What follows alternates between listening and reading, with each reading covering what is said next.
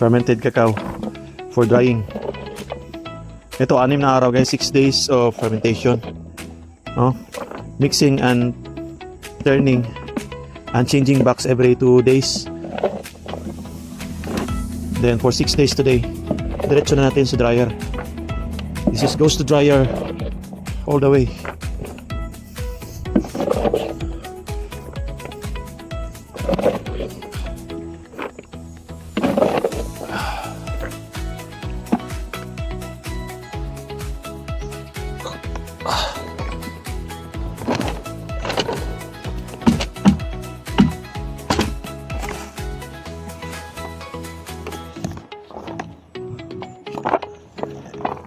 Maganda magbilad ngayon, napakainit.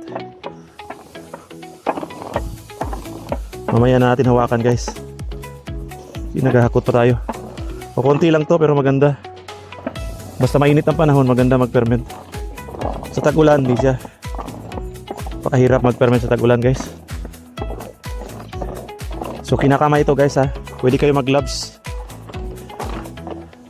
Ito lang muna. Kasi naghahakot pa ako eh. Dudumihan ang kamay natin. Mamaya natin mag-ano. Alright. Latag na natin.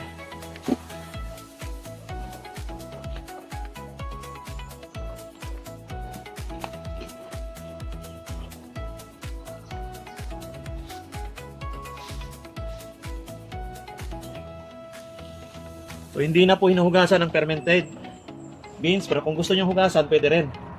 Wala naman nagpipigil. Tuloy-tuloy pa kasi yung pag-ferment ito guys, hanggang sa ma-dry siya.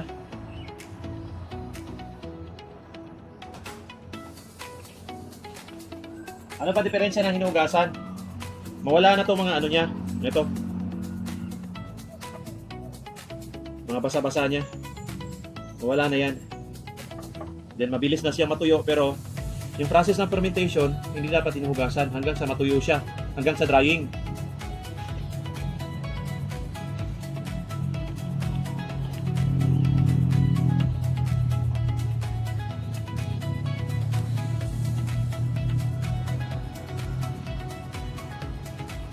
So kung gusto niyo hugasan, pwede rin. Sa inyo namang beans na yan eh.